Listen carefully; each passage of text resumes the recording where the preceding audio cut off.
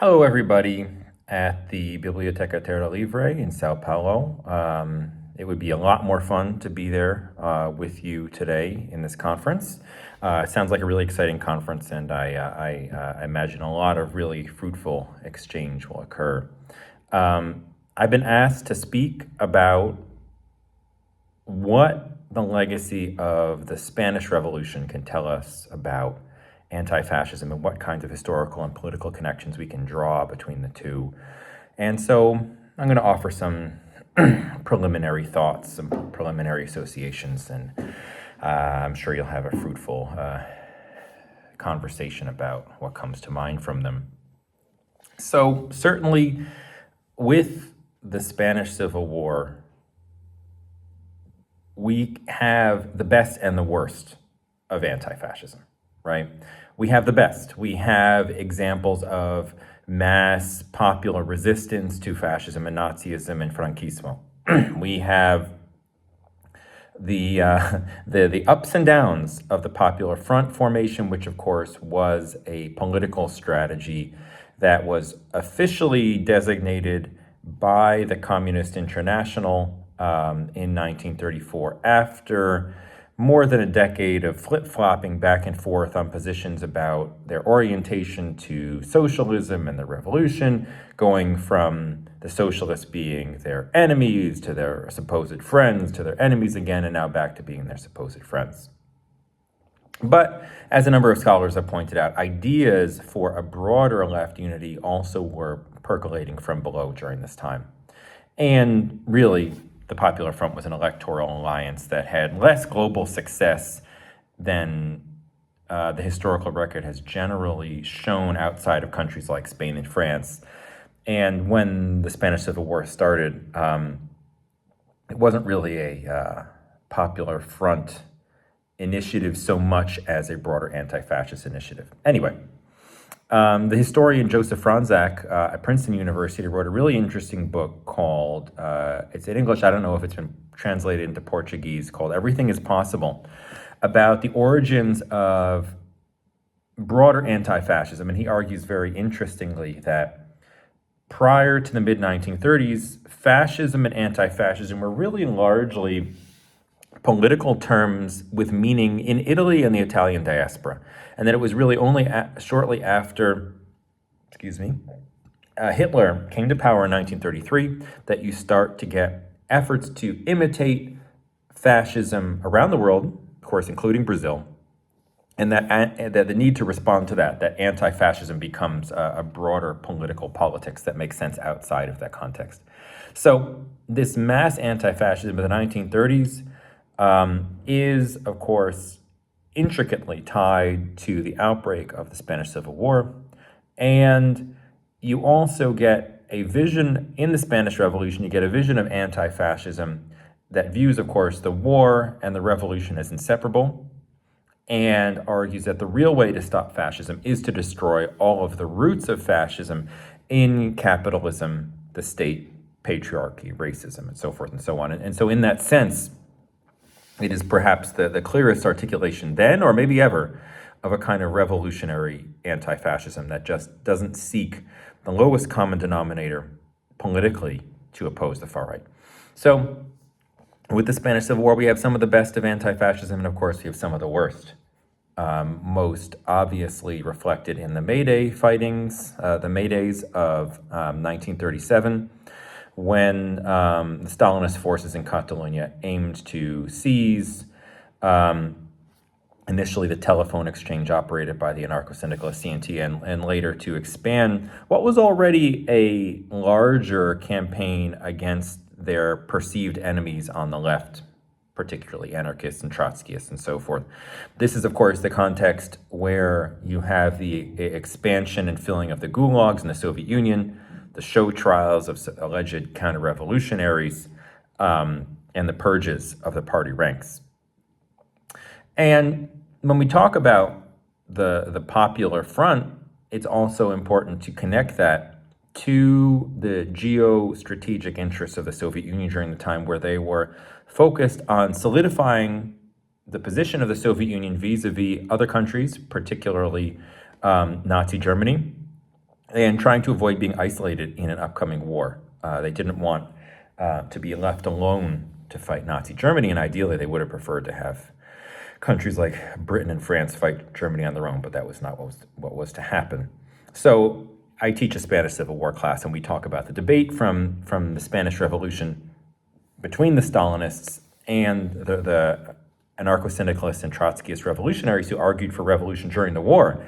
And it's framed in terms of, right, on the one hand, you have the war and the revolution are inseparable. On the other hand, you have the Stalinist argument that we need to win the war and then we can pursue the revolution. And on the face of it, if you don't know the history of the politics very well, there's a certain plausibility to the argument that we need to sort out this war situation before we can get into launching a revolution, kind of a stage-based analysis. But part of what I emphasize to my students that's important to understand here is that if somehow the Republic had won the Spanish Civil War, the Stalinist factions would not have pushed for revolution. After the Soviet Union was promoting revolution in the 1920s, by the time of the 1930s, it certainly was not. And really, if you look at the post-war era with the fall of the Iron Curtain across Europe, it is Marxist factions from the global south, from countries like China, Cuba, Vietnam, that promote revolution, and the days of the Soviet Union being the centerpiece of promoting global revolution really never come back. So it's a bad faith argument. Anyway, now, what to learn from this? Some anarchists have concluded that we should never ally with other left factions. I remember in 2017 when I was writing my book Antifa, I spent some time in the French Pyrenees with one of the various French C&T factions. And I was asking some of the militants their thoughts on anti-fascism, and some of them said, well, the way you do anti-fascism is you make the revolution. Well, great. If you guys are on the verge of that, that's fantastic. But of course, unfortunately, we were not then, nor are we now, close to a global anarchist revolution. So that raises the question, what do we do in the interim, of course? I think that there are fruitful historical examples of intermediary anarchist projects that have aimed to thwart the growth of fascism, which, the politics of anti-fascism, particularly in the post-war era, really, I think, embed within them, excuse me, the premise that as bad as liberal capitalist parliamentary government is, as bad as the state always is, when you have a fascist or a Nazi in charge of a fascist or Nazi state, it's worse. And that therefore, not independent of, but as part of our project against the state, it's important to have an anti-fascist component. Because, of course, if the fascists or Nazis come to power, the entire revolutionary project is in grave peril, in addition to, of course, countless lives and so forth. So there are really so many instances after World War II of different kinds of anarchists and Marxists and socialists and radicals and trade unionists organizing together against anti-fascism. And my book, Antifa, talks about that. And other initiatives in terms of squatting, labor organizing, anti-war organizing, and so forth.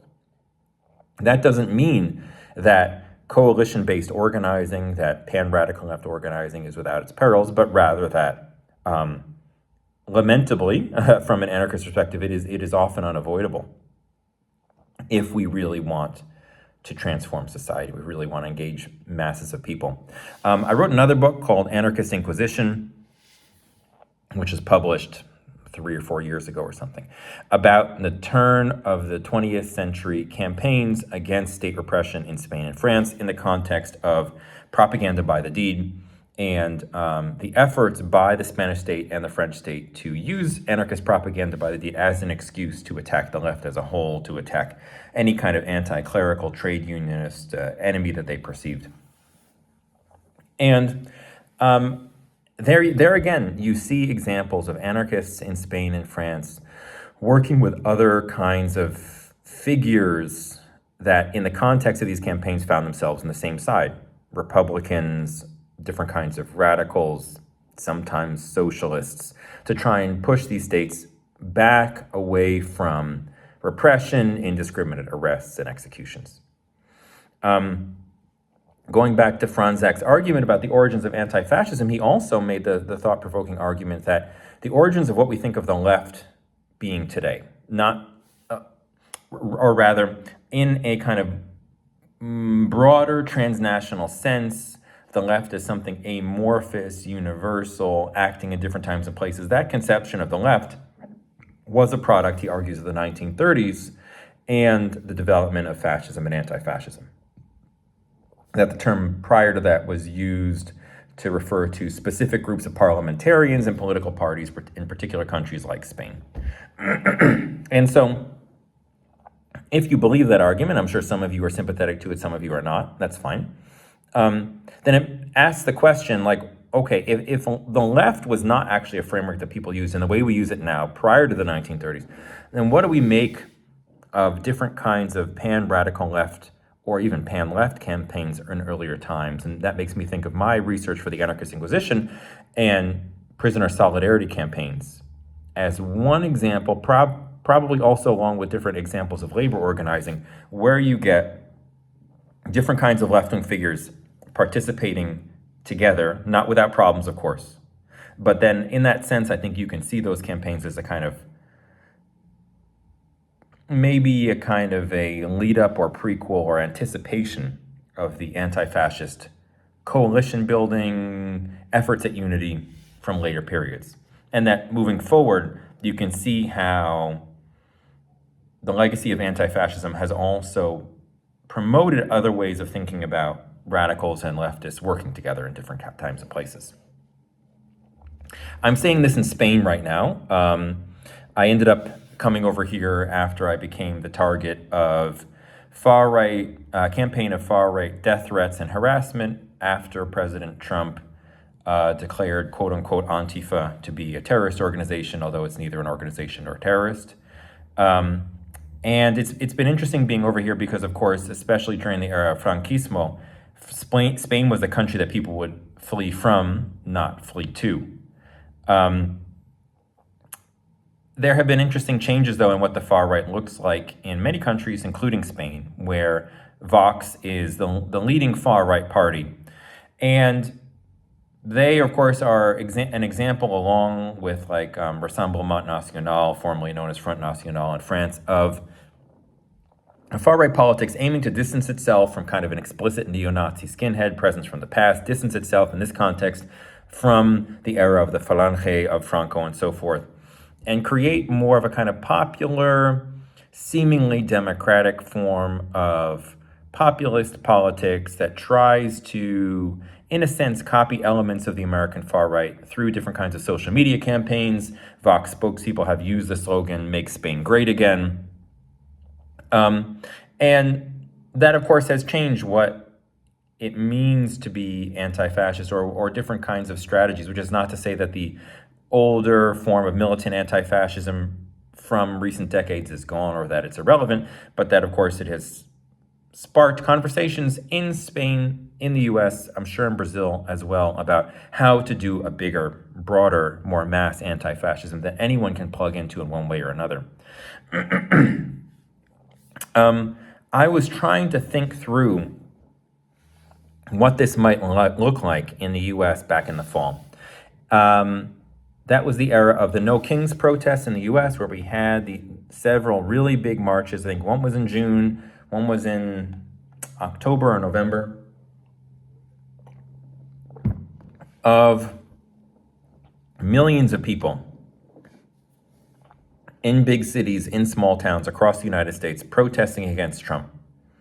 Now, there were legitimate critiques of those as well, that they were sort of this example of lowest common denominator anti-fascism. There were debates in some cities, for example, where some of the organizers did not want these marches to go by ICE detention facilities and so forth. And so that was sort of this one kind of extreme manifestation of a popular anti-fascism that was arguably not sufficiently radical or not sufficiently tied into local struggles and was perhaps too much focused on Trump as a figure and not broader systematic issues. But still, it brought out tons of people, including my mother, who went out and protested in her small town. On the other hand, you had this growing anti-ICE movement, most notably at the time with opposition to ICE operations in Los Angeles, with the kind of small insurrection that happened there last spring. But with the ICE occupation of Minneapolis, I think you see elements of both coming together. And Minneapolis has been this inspiring example of a kind of community self-defense, the promotion of networks of mutual aid and solidarity in support of migrants, passing out whistles so that anyone that sees ICE agents in the neighborhood or trying to detain someone can alert people to their presence. And there's been an important role of organized labor. There was a general strike organized in Minneapolis, which is a particular big deal for the American context. There was an effort to expand this strike wave nationally that met with less success. I mean, of course, you can't simply call a general strike to say, hey, we're doing a general strike and expect people to stop work. You need to organize it. But still, an encouraging development.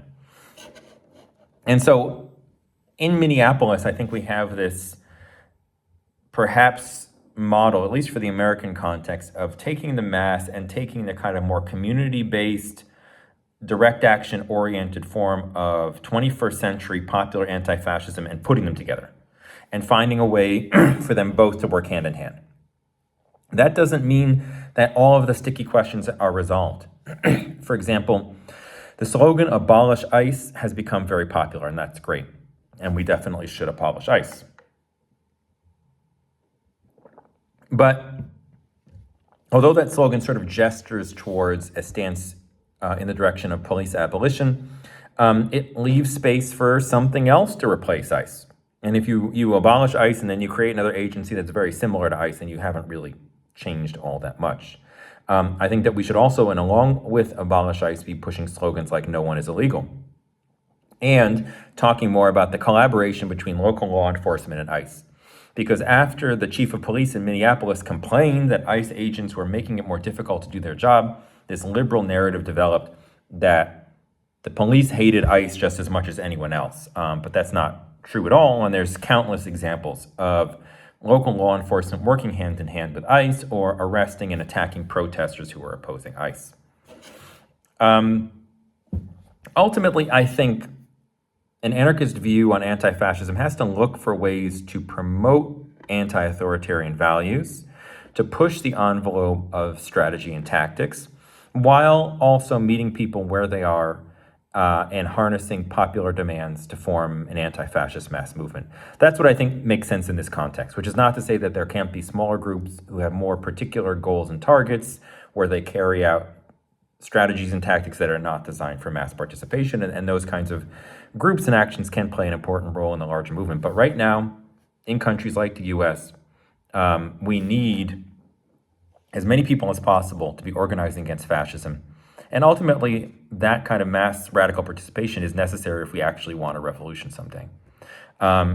In that process, I think we need to push back against a lowest common denominator, anti-fascism, that denigrates radical anti-authoritarian perspectives and sees electoral solutions as the ultimate goal. That obviously needs to be resisted, and in its place, a kind of popular politics of community self-defense and self-management needs to be kind of the response.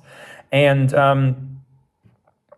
I think we need to promote a revolutionary anti-fascism that sees revolution as the ultimate solution, but also recognizes the need for popular action right now and sees that popular space as an opportunity to organize and promote anti-authoritarian ideas and practice in the struggle. Because ultimately, I think most people develop their radical politics, develop their vision of an alternate future through struggle. And so I think looking back on the Spanish Revolution, that was a moment where you see those elements, the questions of mass participation, revolutionary struggle, the goal of undoing all of the kinds of evil roots of fascism put together, and then, of course, the tragic undoing of it at the hands of sectarianism on the part of the Stalinists who sought to destroy all other forms of left politics. So anyway, I wish I were there with you or able to do it live. With the time difference, it's not possible. But I wish you all a great conference and solidarity.